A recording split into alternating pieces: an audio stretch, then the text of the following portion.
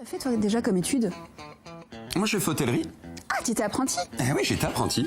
Et ça se passe bien? Enfin, ça s'est bien passé? On va voir avec les invités. Ah ouais? On va leur poser 2-3 questions. Ça va. Ouais. Mais je veux dire, t'étais bon ou... Oh, ça va.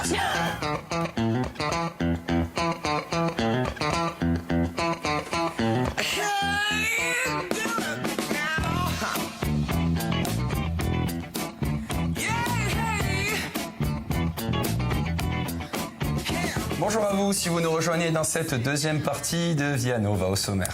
L'apprentissage, la voie royale vers l'emploi, on en parle avec nos invités dans quelques minutes. Oui, en troisième partie, on continue sur l'apprentissage avec les masterclass de l'alternance. Et puis, bien sûr, vous pouvez réagir tout au long de l'émission avec le hashtag ViaNov sur les réseaux sociaux et nous poser toutes vos questions. Avant d'accueillir nos invités, retour en image sur le sujet du jour. La voie professionnelle relookée en voie royale pour les élèves. C'était l'une des priorités du gouvernement. La loi du 5 septembre 2019 pour la liberté de choisir en est la preuve. Proposer un enseignement professionnel qui fasse envie. L'idée principale serait de redynamiser l'apprentissage et d'améliorer son image. Une filière qui permet de travailler rapidement, mais qui est souvent dévalorisée. Le pari est-il réussi? Quels sont les moyens mis en place depuis cette réforme? Quels sont les projets innovants et les problématiques sur le plan régional? On pose la question à nos invités qui nous ont rejoints. Christelle Mazière, responsable pédagogique du CFA de Corse du Sud, déléguée régionale Olympiade des métiers. Bonjour. Bonjour. Jean-Marie Abrane, chef des travaux du lycée des métiers Jules Antonini. Bonjour. Et puis Christophe Storail, responsable CFA Université. Bonjour. Et puis Marie-Jo, que vous connaissez, qui est avec nous. Et puis nous rejoindra en fin d'émission Pierre-Paul Baltolu, ex-apprenti, ex-candidat des Olympiades et salarié en entreprise automobile. Alors, on se lance direct dans le sujet. Pourquoi le parcours de l'apprentissage professionnel a été, ou est toujours un peu, boudé? Qui se lance? Parce que je pense qu'on a une mauvaise image de l'apprentissage, qui consiste à considérer que l'apprentissage, c'est l'image d'Épinal. Elle est proposée à des étudiants ou à des élèves qui sont en situation d'échec. Or, on va démontrer aujourd'hui que c'est tout le contraire. Ce sont des élèves qui ont des projets professionnels, qui ne sont pas forcément en échec, mais qui veulent construire leur projet professionnel, que ce soit au niveau infra-bac ou au niveau du supérieur. Et le dispositif de l'apprentissage est là pour les y aider, pour faire en sorte que ce projet, qui peut être un rêve à la base, devienne une réalité, tout simplement. Mais c'est particulièrement long à changer les mentalités, à faire évoluer.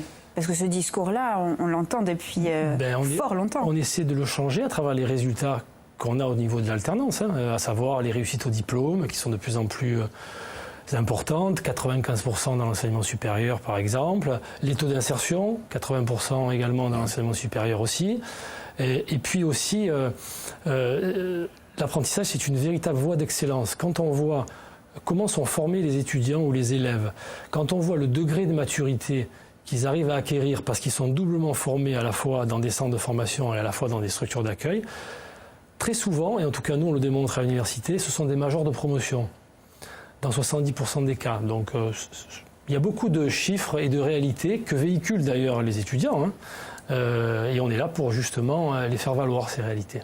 Alors justement, cette loi a été mise en place le 5 septembre 2019 pour la liberté du choix de son métier. Pour le moment, est-ce que ça change quelque chose? Est-ce un succès ou non? C'est peut-être trop tôt pour le dire, non? C'est trop tôt pour le dire. Ouais. Ce qui change, en tout cas, dans la réalité des établissements de formation, ce sont les modes de financement, premièrement, mais aussi et surtout l'allongement de la durée d'un contrat d'apprentissage. Aujourd'hui, on peut être apprenti jusqu'à ses 29 ans révolus. Donc ça veut dire que lorsqu'on commence la formation sur un CAP, c'est pas une fin en soi. On peut poursuivre dans une logique de continuité vers aller sur un brevet professionnel, un bac pro, vers l'université ensuite, pourquoi pas. Donc on est de plus en plus, et c'est ça qui va certainement contribuer à améliorer la vision des métiers, la vision que les gens ont des métiers, en se disant que son enfant, s'il commence par un CAP en électricité, il va s'engager vers quelque chose qui est beaucoup plus lointain, qui est un parcours de formation qui va déboucher peut-être sur des notions d'énergie durable. Donc en fait, aujourd'hui, les mentalités, c'est long à changer, mais on est aussi un petit peu là pour en parler et saisir la loi comme une opportunité d'évolution de nos structures et d'évolution de notre société. Oui, parce que les parcours sont de plus en plus complexes et enrichis. C'est ce que dit Christelle est tout à fait juste, c'est-à-dire qu'on est en train de construire des filières de formation. Et on a des exemples de personnes, de jeunes qui sont passés de CAP jusqu'à niveau licence professionnelle, donc qui ont 7 ou 8 ans d'expérience dans le domaine de l'apprentissage, dans le domaine de l'énergie d'ailleurs. Et on voit très bien la montée en compétences de l'étudiant, de l'élève, et finalement, le degré d'insertion ne dépend que de sa propre volonté. Il peut être intégré à l'issue du CAP, du BEP, enfin en tout cas du baccalauréat professionnel ou autre, et finalement il upgrade sa compétence au gré de son projet professionnel. Et ça, nous y travaillons de concert. Même si les CFA infrabac et les CFA du supérieur sont 2 structures différentes, la logique est la même. Oui. C'est-à-dire mener l'étudiant, individualiser les parcours, et la loi le permet pour la formation professionnelle continue et pour les étudiants, pour les élèves. C'est à nous adapter, à faire de l'individualisation pour qu'à un moment donné, eh bien, le rêve de chaque individu devienne réalité sur le plan de la vocation professionnelle. Il ne sera jamais stoppé dans son élan. S'il veut continuer, il y aura toujours une voie... En tout cas, c'est l'objectif de la loi. On travaille sur des projets comme ça, voilà, de continuer, c'est l'objectif, comme dit Christophe, effectivement, de la loi et de changer cette impression que, voilà, on fait un diplôme, c'est une fin en soi. Non, et au bout de 2 ans, c'est fini, on travaille pour les 40 prochaines années. C'est plus du tout ça. Non, ça n'est plus du tout ça. Et ce qui est important de souligner aussi à travers cette loi, c'est aussi la notion de mixité de parcours. Ça veut dire qu'un élève peut commencer élève et basculer à n'importe quel moment de sa scolarité en tant qu'apprenti, c'est-à-dire changer de parcours. Au même titre que s'il termine un parcours, il obtient un diplôme sous forme d'apprenti, il peut très bien basculer de nouveau sous statut scolaire et poursuivre. Ça veut dire qu'il y a une passerelle entre les différentes structures qui s'est fluidifiée. Est-ce qu'on a, de la même manière, est-ce qu'on a droit à l'erreur? Est-ce qu'on a droit de se tromper de filière? Heureusement. Oui, toujours droit à l'erreur. Oui. Alors comment ça se passe? Alors pour parler de la mixité des publics, parce que c'est extrêmement important, sur l'université on mixe les publics à la base parce que l'apprentissage c'est une opportunité. Il faut que l'étudiant soit retenu dans une formation et c'est lui qui fait le choix de l'apprentissage ou non. Il peut faire la première année en système classique et basculer en apprentissage ou commencer en apprentissage et éventuellement revenir en système classique, même si je n'ai pas d'expérience à ce niveau-là. Une fois qu'on a commencé, une fois qu'on a des lettres d'or en main, eh bien on s'en dessaisit plus et on continue. Donc effectivement, on peut se tromper, heureusement d'ailleurs. On peut se tromper et les possibilités qui existent en fait dans le domaine de l'apprentissage, comme il a été dit, eh bien, permettent justement des réorientations, des changements de statut. Et c'est le bon côté de la loi. Il n'y a pas que des bons côtés dans la loi. Il y a aussi des côtés, un peu plus gênants, à mon sens. Parce que la loi, par rapport à... Elle soulève des problématiques. Elle soulève des problématiques qui sont liées au financement, qui ne sont plus gérées par les territoires et les régions, mais par un organe centralisé qui s'appelle France Compétences. Alors, sans rentrer dans les détails, on va dire qu'on a une sécurisation des prises en charge de coûts de formation par des montants qui sont déterminés par l'État, selon les branches professionnelles. Alors, suivant les CFA, les situations peuvent être diverses et variées. Mais ce que la loi, quand même, supprime, c'est le lien avec la région. Le lien, pas que financier avec la région, le lien, en fait... opérationnel avec la région. Oui, mais ça veut dire quoi? Que les organismes de formation n'envoient pas leurs besoins, leurs demandes à cet organisme centralisateur? Non, en fait, je vais peut-être laisser la parole. En fait, chaque signature de contrat a un coût qui est déterminé par un opérateur de compétences, ce qu'on appelle les OPCO. Ça veut dire qu'il y a des coûts de formation qui sont prédéterminés et chaque fois que il y a une signature de contrat, il y a une somme qui est reversée, mais reversée par l'intermédiaire des OPCO. Et la région n'a pu intervenir dans le processus. C'est un nouveau modèle économique, en fait. D'accord. Complètement. Donc, on colle à la filière professionnelle, ce qui fait que ça va faire quoi? Des filières, ou en tout cas une formation à 2 vitesses. C'est-à-dire qu'il y a des filières plus ou moins riches? Pas nécessairement, mais la difficulté avec cette loi, c'est que le coût de formation, il est unique. Que vous ayez un CAP à Ajaccio ou un CAP à Tourcoing, la prise en charge est unique. C'est là où le bas peut blesser, parce que les coûts sans prendre en considération les contraintes du territoire. Complètement. À titre d'exemple, sur notre bassin économique, lorsque l'on développe une filière en apprentissage, il y a peu forcément d'apprentis, parce qu'on n'a pas forcément le bassin économique qui permet d'absorber les apprentis. Du coup, les sommes reversées sont moindres et le fonctionnement de la structure en est forcément quelque peu altéré. Alors comment on compense? Pardon. Non, allez-y. On va terminer là-dessus. Allez-y, oui. Comment compenser? Comment on compense ce déséquilibre? Comment on compense? Déjà, on essaie d'être créatif en faisant de la formation en apprentissage, mais peut-être aussi en faisant de la formation professionnelle qui va au-delà de l'apprentissage. Et c'est bien la logique aussi des centres de formation. Hein. C'est-à-dire que quand on repère des besoins auprès des entreprises, on a les élèves et les étudiants, mais on a les salariés aussi. Et la loi concerne les deux. Elle concerne la formation professionnelle continue et la formation professionnelle liée à l'apprentissage. Donc il va falloir faire de l'apprentissage, enfin en gros, dans les centres de formation, et faire autre chose aussi. Justement, en parlant d'apprentissage, comme on en parle depuis tout à l'heure, on va rejoindre Faustine qui est avec une apprentie. Alors elle n'est pas à Tourcoing, hein, elle est bien en Corse. Faustine, comment ça va?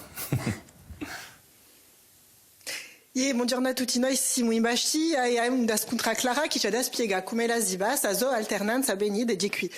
Salut Clara. Bonjour. Alors ça fait combien de temps que tu travailles chez Mids à toi? Alors, du coup, moi j'ai travaillé ici avant mon contrat d'alternance pendant 1 an et demi. Et là, j'entame ma 2e année d'alternance. Qu'est-ce que tu faisais justement avant d'entamer ton contrat d'alternance ici?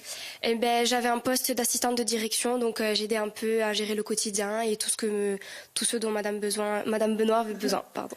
Et qu'est-ce qui t'a motivé justement à te lancer dans l'alternance, je dirais? Parce que tu avais un boulot finalement. Oui, en fait, j'ai voulu reprendre l'école, donc les cours. Et je me suis dit que l'alternance, ça pouvait qu'être un plus pour comprendre tout ce que j'allais apprendre au niveau théorique, en fait, dans les cours. Pourquoi tu as voulu reprendre tes études? J'ai voulu reprendre mes études parce que j'avais seulement un bac.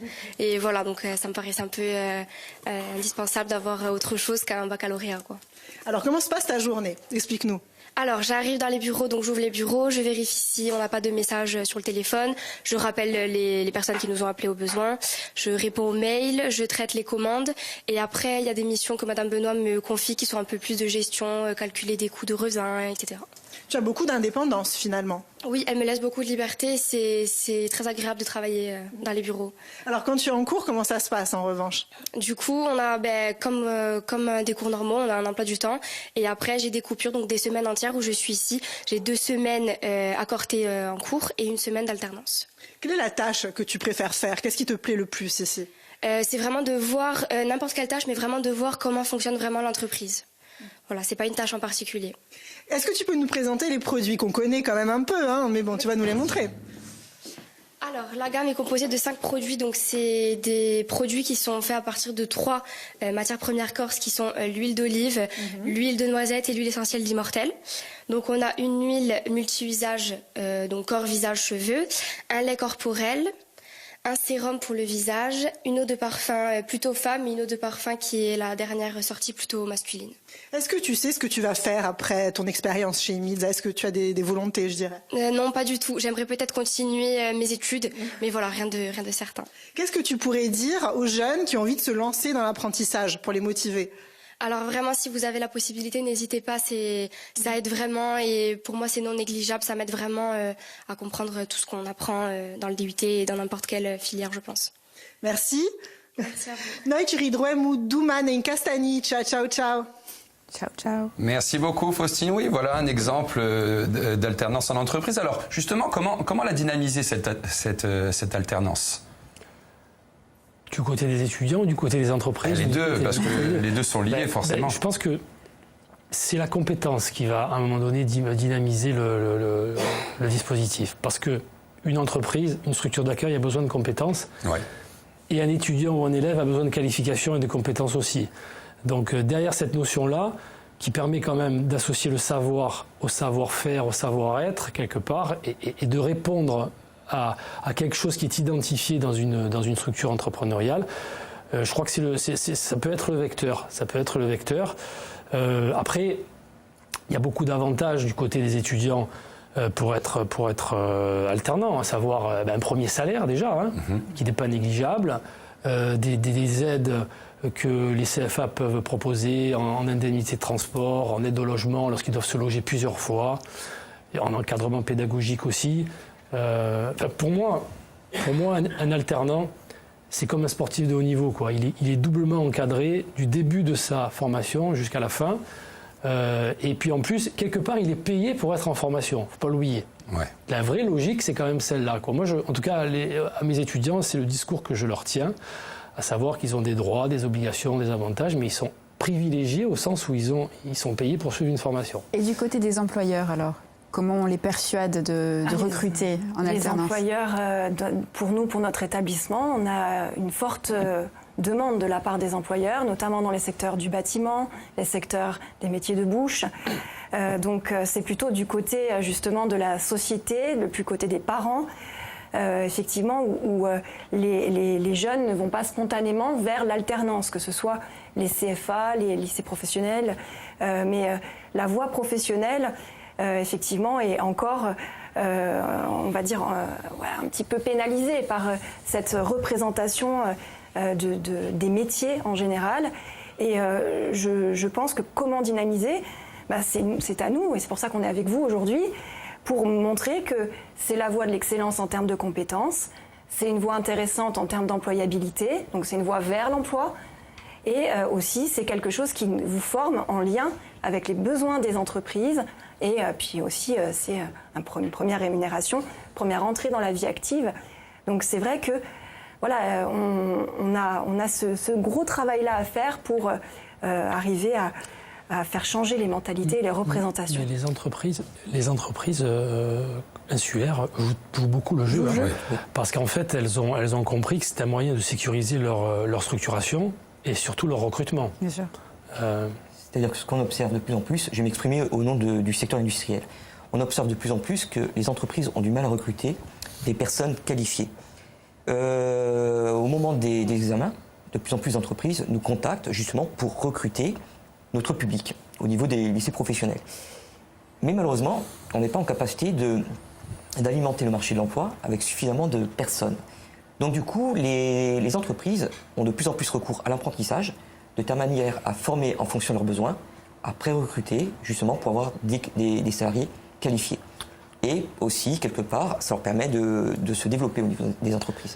Il faudrait quand même, sans jouer le démago, féliciter quand même le tissu entrepreneurial insulaire. Pourquoi ? Parce que, on le sait tous très bien, il est composé à 95% de très petites structures et d'artisans. Quand ces structures-là proposent des contrats, c'est véritablement avec la volonté de former pour se structurer et embaucher. Ce n'est pas le cas de toutes les entreprises. Moi, du côté de l'enseignement supérieur, j'ai des collègues qui sont dans des grandes structures, dans des grandes régions où il y a des milliers d'apprentis, mais ils n'ont pas le quart du dixième du degré d'insertion de notre... Là, les apprentis restent dans l'entreprise une fois la formation. Ils restent surtout... Enfin, ils rentrent sur le marché du travail parce qu'ils ne sont pas forcément embauchés directement par l'entreprise d'accueil. Ouais. C'est un cas sur deux dans l'enseignement supérieur. Mais ils ont dégagé, comme me disait Christelle, l'employabilité vers une autre entreprise et donc leur projet professionnel finalement aboutit. Et puis l'apprentissage, Marie-Jo, va pouvoir peut-être sauver le pays. On en parle tout de suite à bon entendeur.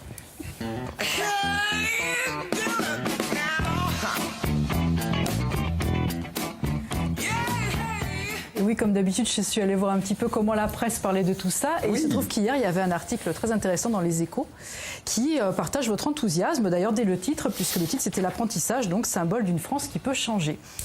Et le quotidien annonçait que l'entreprise, effectivement, reprend enfin sa place dans l'apprentissage en France. Et c'est un pays où le chômage des jeunes est un fléau, donc il était temps, même si rien n'est encore tout à fait joué. Alors, les Échos restent un petit peu cyniques sur les capacités de la France à réformer, évidemment. Mais justement, le journal insiste sur cette réussite qu'est l'apprentissage en disant finalement, on ne la met pas assez en avant, alors que là, on fait plutôt les choses comme il faut.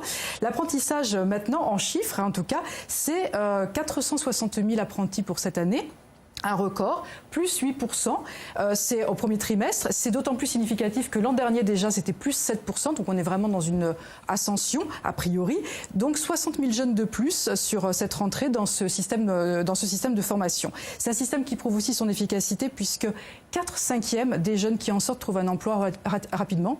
mais vraiment très rapidement. Donc ça, c'est une bonne nouvelle. Après, évidemment, les Échos s'amusent un petit peu de voir les gens se tirer un peu la couverture à eux, parce que c'est vrai que la ministre du Travail, Muriel Pénicaud, dit déjà que c'est effectivement les fruits de sa loi. Mais bon, c'est un petit peu tôt quand même, effectivement, pour récolter ces fameux fruits, d'autant qu'il y a des choses qui n'entreront qui seront efficaces, qu'à partir de 2020. Donc c'est vraiment très voilà. Les régions, de leur côté, elles disent que cette loi les dépossède complètement de leurs prérogatives, mais que les bons chiffres sont eux parce que c'est effectivement leurs efforts antérieurs qui portent aujourd'hui leurs fruits. Et puis le journal revient aussi sur les mesures Hollande, qu'il juge vraiment modestes mais quand même effectives. Et puis sur le rôle de la croissance, elle n'y est pas pour rien, a priori, la croissance, puisqu'elle a tendu le marché du travail et elle pousse maintenant les entrepreneurs, effectivement, à chercher de la main-d'œuvre un petit peu par tous les moyens. Alors, une fois que ces querelles d'ego sont réglées, c'est aussi rigolo à lire, l'important, c'est évidemment de regarder que ce système réussit, évidemment, et que cette réussite devrait se prolonger dans l'année à venir. Alors cette fameuse loi Pénicaud dont on a parlé pour la liberté de choisir son avenir professionnel, c'est son nom, elle devrait véritablement faire sentir ses effets dans les années à venir, notamment avec ce concept, et vous en parlerez j'imagine, de libéralisation très encadrée pour le contrat de travail, mais aussi pour la création de centres d'apprentissage. Parce que les Échos nous expliquent que la loi a supprimé l'autorisation préalable qui était donnée par les régions de créer, pour une entreprise ou une branche professionnelle, un centre d'apprentissage. Du coup, les services du ministère ont déjà recueilli plus de 500 demandes de projets de création, alors qu'il n'y avait que 1200 centres de formation d'apprentis en France. Donc a priori, ça va être exponentiel. Quelque chose, là, un verrou, visiblement, a l'air d'avoir sauté. Il faut donc, a priori, laisser, comme le dit les Échos, l'entreprise jouer son rôle comme elle doit le faire dans ce mode de formation, d'autant que les pays qui le font ont plutôt un taux de chômage faible chez les jeunes, c'est-à-dire l'Allemagne, la Suisse et l'Autriche.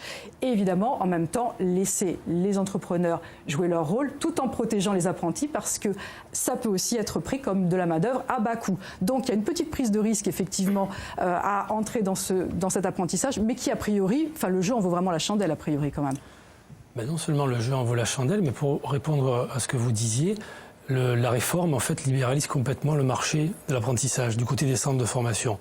Mais les centres de formation de qualité seront toujours ceux qui, à un moment donné, encadreront le mieux les apprentis, permettront à ces apprentis d'insérer le monde professionnel dans les meilleures dispositions. Alors c'est vrai que pour créer un CFA, maintenant on n'a quasiment plus de barrage, alors qu'avant il fallait avoir l'aval de la région, etc., etc. Sauf qu'après, il faut avoir une reconnaissance et une certification sur ce que vous êtes en capacité à faire. On peut très bien nous s'associer ici pour monter un CFA. Alors c'est peut-être un contre-exemple parce qu'on a quand même un peu de vécu, et on va le monter, ce CFA. Mais si vous montez un CFA simplement parce que vous vous dites que la loi vous offre l'opportunité de le créer, vous n'allez pas beaucoup durer sur le marché, parce qu'il y a quand même des exigences qui sont importantes sur le plan pédagogique. Il y a des critères de qualité qui ont été édictés par France Compétences, qui vont avoir la mission justement de vérifier à ce que ces centres respectent les conditions. Oui, là, ce sont des projets, effectivement, ils sont validés ou pas. Oui. Alors, il nous reste très peu de temps. On va parler, Christelle, de l'Olympiade des métiers quand même. L'Olympiade des métiers, c'est un bon moyen de flirter avec l'excellence. Ça aura lieu du 19 au 20 mars. Donc, ce sont les sélections régionales, Exactement. Puis ensuite nationales, puis ensuite internationales. Comment ça se passe ? Alors l'objectif, là, on est sur une phase d'inscription. Donc les salariés, les entrepreneurs, les personnes en situation de handicap, les apprentis, les étudiants, les demandeurs d'emploi. Bref, il suffit d'avoir moins de 23 ans, sauf exception selon certains métiers, pour candidater. Et s'inscrire et faire partie peut-être de l'équipe Corse qui ira à Lyon au mois d'octobre prochain. Donc on s'était réunis il y a 2 ans autour d'un projet aussi important, Place Mio, vous vous en rappelez. Oui. Et là, l'objectif est encore plus grand. On veut beaucoup plus de candidats, 300 candidats. C'est bien. On voudrait une équipe Corse de 30 métiers. Donc dans toute la diversité des métiers de notre île, donc effectivement dans les métiers traditionnels, la boulangerie, la pâtisserie, effectivement, les métiers du bâtiment, mais pourquoi pas les métiers du végétal, les métiers en lien effectivement avec l'université. Donc Voilà, c'est une compétition qui va mettre en valeur l'excellence autour de ce beau projet qui est celle de créer une équipe corse avec toutes les institutions partenaires. On est tous autour de la table. Je n'en suis que le modeste chef de projet. Oui, il en manque un autour de la table. On va faire entrer Pierre-Paul qui est justement ex-apprenti, ex-candidat des Olympiades et maintenant salarié dans une entreprise. Bonjour Pierre-Paul, comment ça va? Bonjour, ça va. Vous avez fait une entrée remarquable. Je tenais à vous le dire. Comment ça se passe maintenant alors? C'est l'exemple parfait, quoi. Maintenant, on travaille tous les jours et voilà, l'expérience que ça m'a apporté, elle a été énorme. Ouais. Et je le referai. On en discutait ce matin. Bon, j'ai plus l'âge, mais si j'avais l'âge, je l'aurais refait. Vous avez fini combien aux Olympiades? Alors au régional, j'ai gagné. Oui. Et après au national, 11e. Mais c'est le niveau régional et le national était vraiment très élevé. Ouais. Pour une entreprise, je veux dire, avoir gagné des Olympiades régionales, quand on a un apprenti... c'est une plus-value. Effectivement, bon, c'est vrai que l'entreprise s'investit aussi sur l'accompagnement de son jeune qui va s'entraîner avec elle, mais... qui peut être encadré aussi par son formateur, c'est le cas chez nous au CFA, mais c'est vrai que ça peut être une façon de capitaliser sur une compétence. Quand on a des médaillés, on en a eu, quand on a quelqu'un qui ramène une médaille en Corse pour une entreprise, on peut effectivement la mettre en lumière, ce jeune, ses compétences et puis sa propre entreprise. Voilà. Allez, dernier tour de table. Demain, je voudrais m'engager dans la voie de l'apprentissage. Je suis employeur, je suis un jeune, enfin, du moins ce qu'il en reste. Trop dur avec vous. C'est ça. L'argument qui fait que je dois aller en apprentissage. L'insertion professionnelle, l'employabilité. Aujourd'hui, la même chose. La même chose, Christelle, on finit avec l'insertion professionnelle. Bon, et toi, tu pousses les copains? Oui, moi, c'est l'expérience que ça donne et la théorie, parce qu'en entreprise, on fait beaucoup de pratiques, mais sans la théorie, c'est pas... Il faut de la théorie derrière, il faut un double encadrement. Il faut une entreprise, mais il faut aussi un professeur qui soit toujours derrière et qui donne vraiment... Merci beaucoup. Merci, avocate. On continue sur l'apprentissage dans la troisième partie. À tout de suite.